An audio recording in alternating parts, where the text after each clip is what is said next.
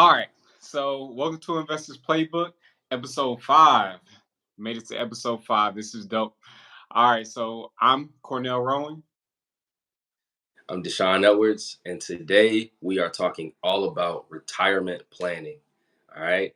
I know this is an extremely important topic for a lot of people because we all at one point plan to retire. That's the idea. All right. For the most part.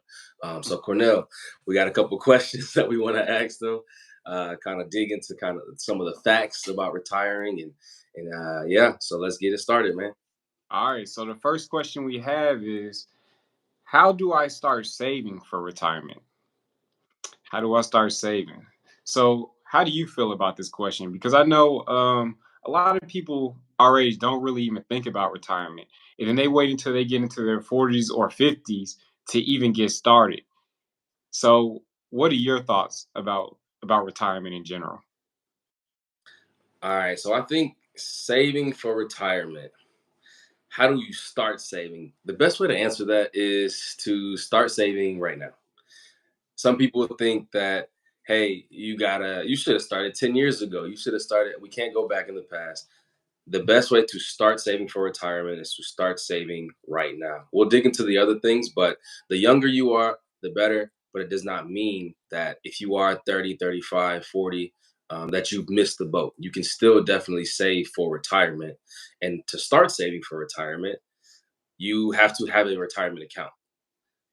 And we're going to talk about all the different avenues of retirement accounts, all the different flavors of retirement accounts. But yes, that has to be a retirement account that is open through some brokerage. We're talking either Fidelity, TD Ameritrade. There's a number of different brokerage accounts that you can use to open a retirement account. But that is kind of the bread and butter of saving for a retirement account is having a retirement account to put money into. So that would be my answer, Cornell. What about you? I think you hit the nail on the head with this one. There are different accounts, of course, and you can either invest in retirement through your job, or you can invest in retirement individually. So, just depending on your situation, determines how you should invest in retirement and actually how you retirement. So this kind of leads Definitely. to our. I'm sorry. No, I just said definitely. You're right. Gotcha. So this leads us to our next question, which is, how much should I be saving for retirement? So what are your thoughts on this? Like, Man, pretty difficult for a lot of people because they really don't know where to start and how much they need. So what are your thoughts? right, right. So the biggest part about answering that question is to know yourself. You can't see the future, but you can imagine what type of future you want for yourself, say 20, 30, 40, 50 years from now. Do you plan on having a humongous family? Are you planning on traveling the world? Or are you going to, have multiple beach houses, a house in Bali, a house in it doesn't matter, right? Is that the plan? Or are you good with just living a kind of normal, simple, chill life where you don't have a lot of glamorous things? You got your nice car, you have your traditional Sunday dinner or whatever the case may be. It really just depends on who you are. So that to answer that question, you have to know yourself, and not just yourself, but your future self. You have to know what future Deshaun, future Cornell is looking forward to in life, right? What does he plan on saving for? Is he gonna start building this retirement because he knows that he wants to make sure that his kids go to college without debt? So those are the type of things that you got to start planning for. Yeah, it really just all depends. It all depends on who you are and what your future site is looking like, what you want when it comes to the retirement. So, what about you, man? All right, man. So that was a good answer. I'm pretty much just going to add to what you were saying. So, of course, everybody's different. Everybody has different income now, and what you plan to live off of in the future in your retirement. So, it said that you want to have 25 times your annual income in retirement. So, if you would like $100,000 in retirement to annually, you would need 2.5 million in retirement. So the way this number works is you want to make sure that you're withdrawing only 4% of how much you have, of how much the amount is in your retirement, in order to live off of. Because in the Mhm. because in retirement, of course, your money is invested in stocks. So 4% is is below the average amount that your money is growing. So essentially, if you're only withdrawing 4%, you can live off of this amount forever. And if I need to elaborate, let me know, Deshaun. I would say elaborate only because I mean, you mentioned the 25, and I've heard that before, the 25x rule, right? Exactly how you described it. That's one of the rule of thumbs when it comes to saving for retirement is having 25 times the amount of your income in your retirement.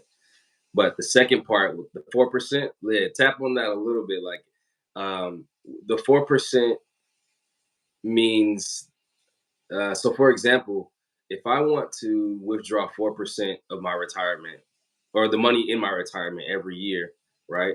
What about if I'm continuously withdrawing 4%? Wouldn't my money eventually like run out?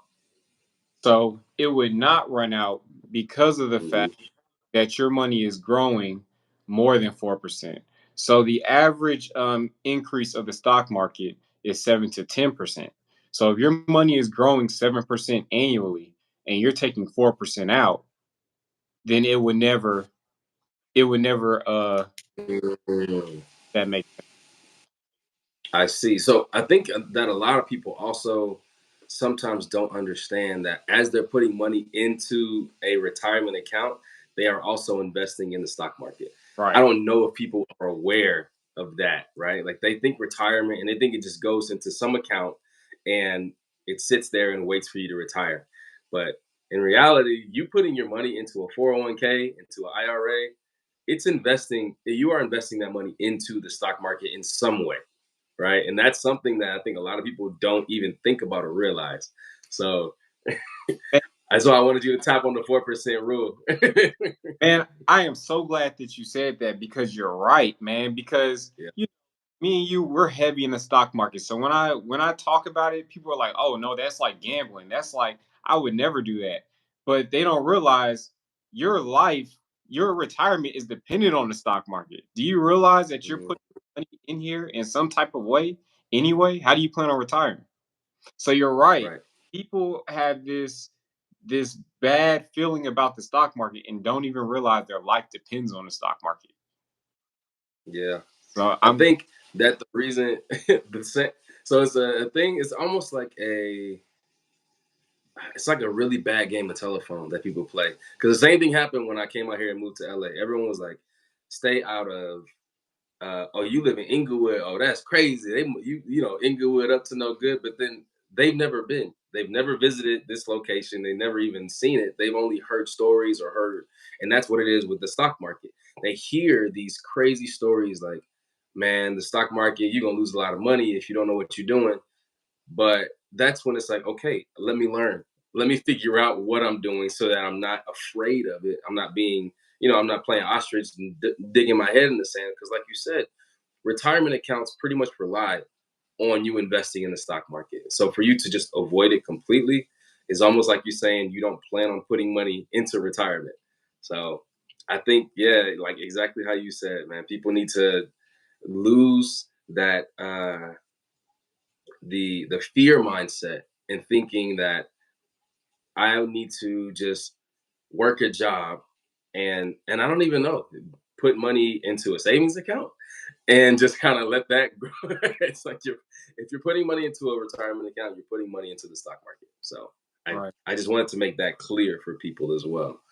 Um, but yeah, so there are a lot of different ones. They got the 25% rule that you mentioned earlier, the 4% rule. Are there any other kind of rule of thumbs that you think people should know about as far as how much money they should put into retirement? They say pay put 10 to 15% of your income Hmm. across your retirement accounts. So say you put you're putting 7% into your 401k. So then the other 8% would you probably put into your Roth IRA or something like that. Mm, Spread between your I see. sorry. So spread between your retirement accounts, you be putting 15% of your income. Okay.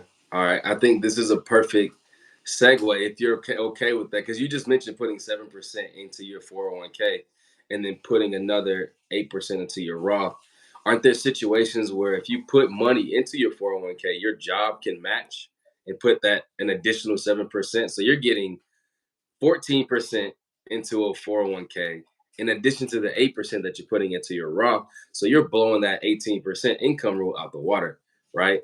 So Right. let's talk a little bit about, like, I mean, and when this can be our segue into the different retirement accounts that exist, but I Sure. think the ones that everyone always hear about is that 401k, right? Like what 401k, 403b, like what's that all about, bro? Like what is the 401k? Man, and this is why like the 401k, 403b are the most powerful retirement account because of the fact because of that employer match, right? Because Hmm. that money in, you're automatically getting 100% return on that money. You see what I'm saying? If I put my money anywhere else, I'm not going to get an instant 100%. So say you're putting in 8% because your job matches 8%, right? The second Yep. you put that 8% in, your job is matching it. You're getting another 8%. So that's where that 100% comes from. All right. Hmm. Difference between a 401k and a 403b, they're pretty much the same account, but one is for a for-profit business and one is for nonprofit. So 401k is for a job that's for profit, and a 403b is like for a government job, like if you're a teacher or something of the sort. I see. And the pretty much that's the only difference. They work exactly the same though. They work exactly the same. Got you. Got you. And then is there some kind of cap? Like can you just put an infinite amount of money into your 401k? Does it stop? Yeah, there is a cap. I want to say this year it was like 22,000, or correct me if I'm wrong. If was it like 22.5? It was something like I that. think yeah. I know last year it was 19. Yeah, and they increased it by $3,000. So 22.5. You're right. 19,500 2022, 22,500 2023. Yes. So up to $22,500 from your own money you can put into your 401k. Does Right. that include though the amount that your employer is matching? I don't think it includes that. So, I don't think it includes. right? I'm actually not 100% on that one, but I don't think it includes that. I think you're able to put Yep. 2.5 into there. Yeah. Yeah. Yeah. So, And so you, like, folks, that's the crazy part, right? If you're putting in 22.5, your employer is matching you. That's okay. 45,000. Am I doing that So, right? so no, because remember, your employer is only matching a certain percent, so they don't match everything that you put in there. You Correct. Correct. Correct. so, It depends on so how much they're matching. Yes. exactly. So if your employer matches 5% of your income, unless your 5% of your income is 22.5, they're not going to match. All, you know what I'm saying? So Yeah, my you making some dough if 5% of your income is 22.5, bro. that's crazy. So my thing, how I work, and everybody has their own way of doing things. I only put into my 403b up to how much they're matching. After that, Yep. for a Roth IRA. Yeah. And I think that a lot of people have different opinions on that too, right? Because some people will say max out your 401k, like put as much money as you can, hit the 22.5 every single year. Like that's what a lot of people say, right? Um, but like you said, there are other avenues that you can put money into, right? So then they also have the IRA or the individual retirement account, right?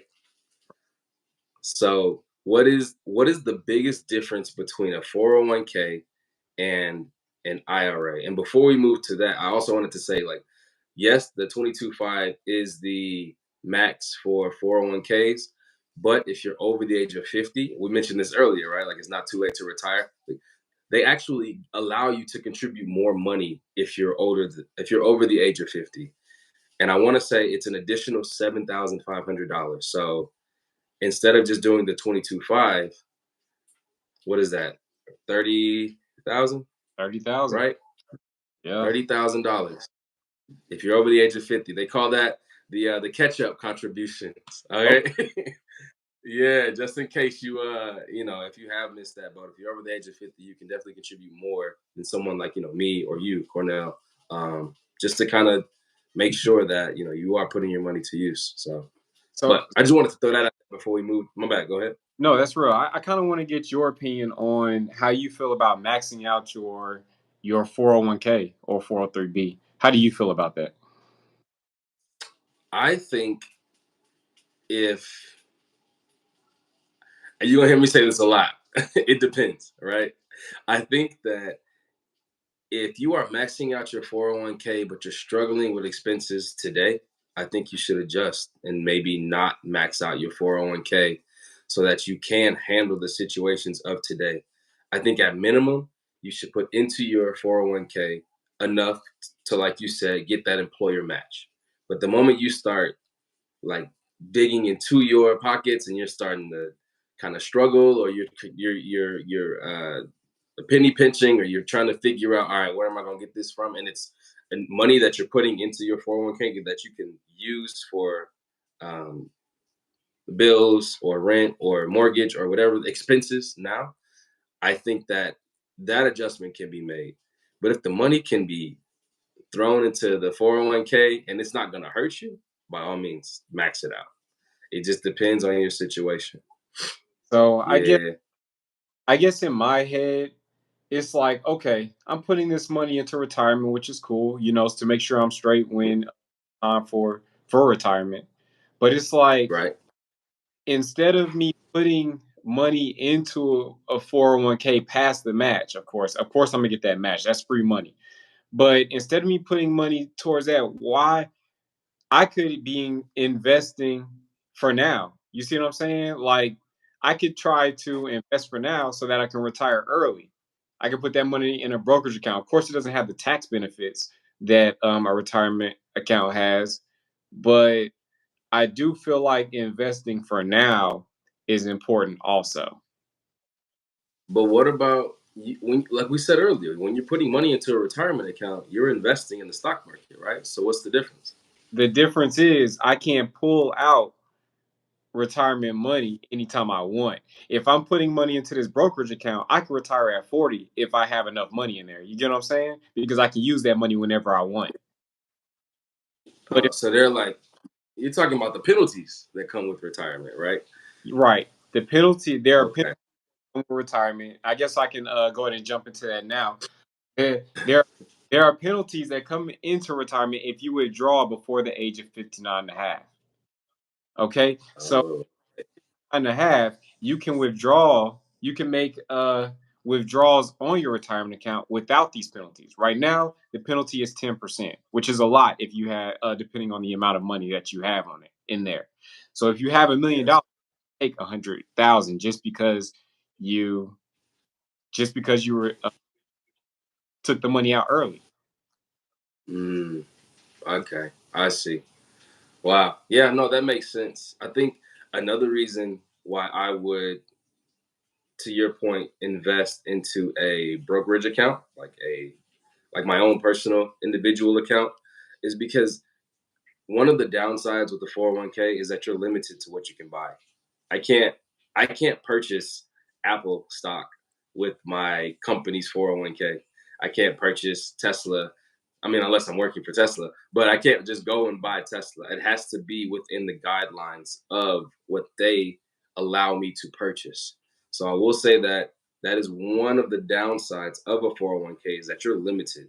You're limited to the mutual funds you can purchase. You're limited to the securities you can purchase. A lot of times they're going to and they do it to kind of protect people, right? This is something that wasn't always in place. People would take their 401k and YOLO it on, Taco Bell or something, like, I don't know, some random stock that they think is just gonna blow up, and then before you know it, all their retirement money is gone.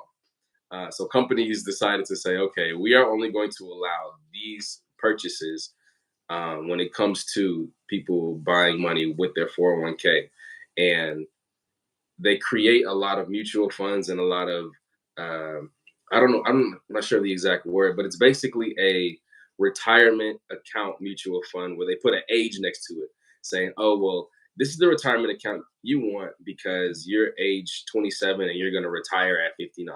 So get the 30-year retirement account or something like that." You talk you're talking about the target date retirement. Yes, yes, yes, yes. The target date retirement account, and I mean, I don't know.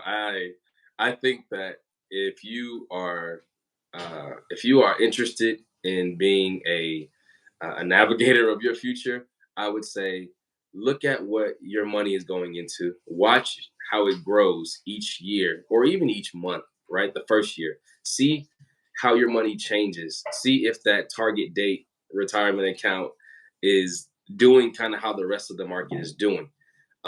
Because I've spoken to people who have done the target date, and they're pretty much the money in their retirement account is what they put in, because it just doesn't move as much as the market moves. It's almost too safe. Is the best way I can explain it, right? Uh, but that all depends on your risk tolerance and a lot of factors. Go ahead. What are you about to say? And really, you don't even have to wait and see your money not grow. You can look at there are charts where you can see how the money has already moved for the past 10 years. You see what I'm saying? So you True. compare that to other funds and just see Right. how each one is performing. So when I'm choosing funds to put my money in, I'm looking at the hypothetical growth. Like I know on Fidelity, I like Fidelity, so I'm going to keep referencing them. So in Fidelity, they have charts where you can compare different mutual funds. So it'll be like if you put in $10,000 into this fund 10 years ago, what it would be now. So I'm going to look at that track record, and whichever has the best track record, that's where I'm putting my money. As long as they still have good, reputable businesses in there.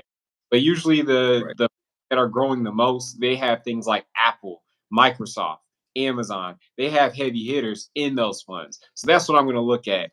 And but I am going to continue to look at it as years go by. So I'm not just going to put it in there and then let it do its thing for 50 years. I'm going to look at my retirement, and I'm going Right. to Right.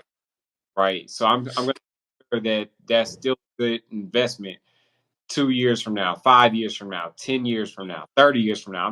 I'm going to make sure that I have my money in good funds. Exactly. Yeah, and that's a lot of what we want to teach, right, at Investors Playbook is the hands-on approach to investing. We're not saying you got to look at the stock market every day, day trade, buy something, pull it out. That we're just saying be hands-on, understand how your money is growing. Where is it going? What it's invested in? I mean, a lot of people see the stock market as passive, and don't get me wrong, it is a passive investment, but it does not mean completely hands off. You have to pay attention to what's happening. You have to do a review of the amount of securities you have. Is the money that you're putting into your 401k going into the assets that you're expecting? And I think this is a good segue into the other form of retirement accounts, which is the retirement accounts that you open on your own. Those are the ones you really have to pay attention to because your job isn't going to do it for you. Your job isn't going to invest this money for you. So, Cornell, if you're cool with that, let's segue and start talking about that big IRA. Okay, so What as you? this, stated in the 401k and 403b, they pretty much put you into a fund on their own, and you have the ability to change it if you want. So when you're putting your money into an IRA, your money is not automatically in something. You have to invest in something. I know in earlier episode I talked about how a friend at a job, she was putting money into a Roth IRA for 20 years and never put her money into a fund. This money did no growing over 20 years. So basically, she's losing money to inflation at this point. So what you want to Yeah. do, put money into an IRA, you want to buy a fund with a great track record, and you want to continue to monitor it. So when it Yeah. comes, I'm sorry. So when it comes to the IRA, you have a Roth IRA and you have traditional IRA. Also, Roth and traditional apply to 401ks and 403bs also. So really, all of these retirement funds they have Roth option and they have a traditional option. So the difference between these are when it comes to a Roth, you're putting after tax money into into the stock market. So the benefit of this is you're not yeah, I mean, you're being taxed now because you're putting already taxed money in there. So when it's time for you to make disbursements, when it's time for you to make withdrawals at the age of 59 and a half, you can pull all that money out without being taxed. So if you make Mm. dollars, you get to pull out $1 million. Whereas Yep. with the traditional account, you're putting pre-tax dollars into here. Well, with this, when it's time for you to make disbursements, of course, your money is going to be taxed based off of your tax bracket. Got you. So basically, if we had to compare the two, if we wanted to recommend a Roth, we want to recommend a traditional. For the Roth, we would pretty much say if your intent is to be in a higher tax bracket, right, than you are now in the future, you might want to pay those taxes right now so that you don't get hit with those higher taxes in the future, right?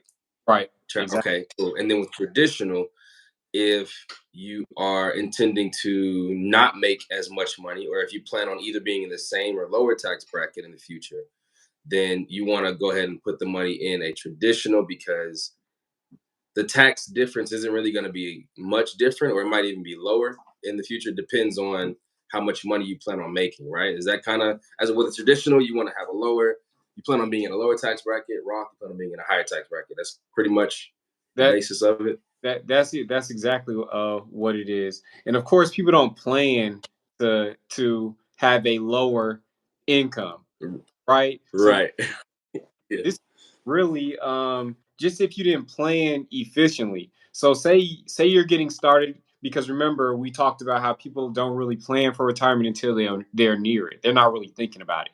If it's not because you know a lot of people if it's not right in your face, they're not going to worry about it. So say you start preparing for retirement at 45.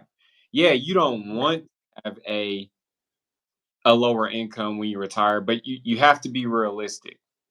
Okay. So in this point, at this point, when you hit 59 and a half, you're probably not going to have enough. I'm not saying you're not because it's possible. I like it's possible, but it's not a good chance that by 59 and a half, you're going to have enough to sustain your lifestyle. Right. So you're Yeah. probably going to be making less money. And this is where a traditional would be better because you want to get hit with taxes when you're making less money because you're in a lower tax bracket. Got you. Got you. I know something else I saw too. Outside of just the tax differences between a Roth and a traditional, Roth, you can only put a certain amount in every year. Right. Um, and something else I want to talk about too. You mentioned that there are penalties when it comes to withdrawing your money. Right. I know that with and you can correct me if I'm wrong, with the IRA, you can pull out the money that you put and you contribute to an IRA without penalties, right? Yes. So anything that you contribute, you can pull out, and I'm glad. Yes. So anything you can definitely pull out without penalty. It's the gains that get penalized when you pull out. Mm, okay, so if I did put 6,500 in there this year, at any point I could pull out that 6,500, At any and point, no one can tell. No, right? No one can say, "All right, we're gonna tax." It's exactly what. Okay, right? nice. Well, there will be no taxes, no penalty, because of course you only Mm, pay. on what you on your gains, and you only realize on your gains. That's true. Got got you. I know other situations as well. There are certain um, exemptions, right, when it comes to pulling money out of your 401k. And just doing my research, certain things like if you have hardship, right, you can pull out a loan from your 401k and not get that 10% tax. A lot of, well, and most times when you're trying to purchase your first home, you can pull out a certain amount of money from your 401k or from your IRA and use that to purchase a home without getting penalized as well. So there are, in most cases, if you pull money out of a 401k or out of a retirement account early, you are going to get penalized. But there are certain exceptions, like buying your first home, like some type of medical emergency. I believe school is another one, education. I think that that might be another one. But there are situations where if you need to pull the money out, then you can without getting penalized at 10%. So just wanted to make sure that that nugget was in there too. If you put the money in there, it's not just forbidden. It just has to be. It has to be used in the right way, right, in order for you to not get penalized for it. So, but yeah, Yeah, that's what true. else do we got on the docket for now? So for the final one, we actually have, should I Mm. all debt be paid off before retirement? Should all so how do you Man, look, I don't want no debt going into retirement. I want all my debt paid. Nah, realistically, it doesn't have to be paid off. The debt doesn't. All your debt. It's not a rule that says your debt should be paid off. I think this is again one of those questions that you have to answer with. It depends. If your debt is credit card debt, where you have a 24% interest rate, and you're kind of relying on your income to pay that down, it might not be the best time for you to retire because you're pretty much slashing your income by a huge chunk. And then how do you intend on paying those credit cards down? How do you intend on paying that debt? Right. So that's one thing you have to factor in. If your debt can be taken care of by the amount of money you will be making once you retire, which in most cases is going to be a reduced amount of money, then sure, you can retire with debt. But if you have debt that can't be handled by the amount of money that you are going to be making after you retire, you might have to keep working for a couple more years until you bring that debt down a little bit. And I know that that situation hit a lot of people these past couple years because I mean times have just been difficult for people. It's been harder to uh, things have gotten more expensive. um, so people have had to work longer and they couldn't retire when they planned on retiring because the amount of money that they would get, their retirement income wouldn't be able to handle all the expenses that they have. So they just have to keep working. So yeah, it just depends, man. What about you? um I feel like, and this is with most people are spending what their income is. So the level is pretty close, right? So I feel like if you're one of these people, you should probably get rid of some of those expenses, which means pay off some of that debt. So maybe it might be have a paid off house before you retire, have a paid off car, because these things will free up a lot of your income, right? Because the last thing you want is for an emergency to happen while you're retired and you have to find money where you're not making it. So now you Right. got out of retirement and start working again, right? So this is the last thing you want to do. You don't want to be that. You don't want to in your 70s or 80s. I'm not going to say. I know some people are working because they want to, and that's cool. I do Mm-hmm. 70s in my 80s. I don't want to be at someone's job. So you just have to make sure you plan accordingly and make sure that you are prepared for expenses that we're not planned for. Right. So I do Yeah. believe that if your expenses are near your income in retirement, I do feel like a lot of your debt should be paid off. Now, if you're leveraging debt, like maybe like a car note or something with low interest in order to make money somewhere else, then yeah, I feel like that's okay Yeah, to have. I'm not going to say all debt, but definitely those high interest debts. I do feel like those should be taken care of, especially credit cards. for sure. For sure. Yeah, man. 100% agree on that one. Some debt is cool, but yeah, definitely gotta. You don't want to be stressed out going into retirement, man, or Right. you don't want to be forced to continue working, like you said, because I mean, you go to these places, grocery stores, restaurants, you see, like they have to have retired at some point, right? Or either they never stopped working or they retired and realized that they couldn't afford retirement, so they had to go back into the workforce. And yeah, I not trying to have that, and I feel like maybe that might be most people's mindset. I don't know. Like you mentioned, some people want to just continue working. Not one of them. I'd much rather be somewhere in Hawaii, learning how to surf or something like that when I'm 65, 70. But yeah, I think that you definitely got a plan, right? You definitely have to plan. Yeah, Because there's definitely a difference between working because you want to and working because you have to.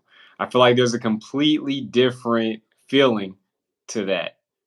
Okay. So, like as Deshaun said, you want to make sure that you plan now so that you have the choice, you have the freedom, because that's really for me, that's really why money is so important for the freedom to do whatever I want. You see what I'm saying? So you yeah, plan accordingly. Now. right, exactly. And like, well, I mean, I know we're wrapping it up, but there are so many things we didn't tap into, and I know that there we didn't really get into like supplemental income, how you can do things outside of just investing in a retirement account for retirement, you know what I mean? But it's okay, because shout out to Nesby, this upcoming Tuesday, October 3rd, me and Cornell, Investors Playbook, are going to be back at it. This is honestly part one. Not really, because we'll probably go over a couple of these things in the talk as well. But we're planning on doing a talk about retirement, and it'll be titled Beyond Engineering. Right, we're going to talk all things about retirement planning.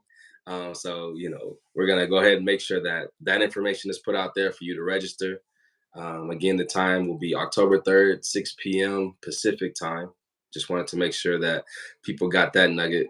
Because again, there are certain things that we didn't get to tap into in this conversation. So we want to make sure that we definitely hit a broader audience, and that we can dig deeper into this retirement conversation. So, but yeah, man, what about you, Cornell? How are you feeling? Do you think that we kind of hit all the things that we wanted to hit today? Man, I feel like we pretty much hit everything. And I just like to tell everybody thank you. Thank you for the support. Thank you. As always, it's definitely appreciated.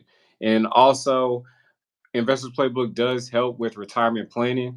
If you need our assistance, you can book us on investorsplaybookllc.com. Also, you can find out tips and also videos like this on our YouTube and our Instagram, and it's at Investors Playbook LLC. I appreciate Yes, sir. you. Yeah. Shout us out, man. Shout us out. Hey, All another right, man. Another another. one in the books, definitely. Another one in the books. Episode 5 down. We hope you all gain some knowledge. Um, if you have any questions, you can easily hit us up on any of our platforms. So, yeah, we can go ahead and wrap it up, Cornell. Peace. Yes, sir. Y'all have a good one.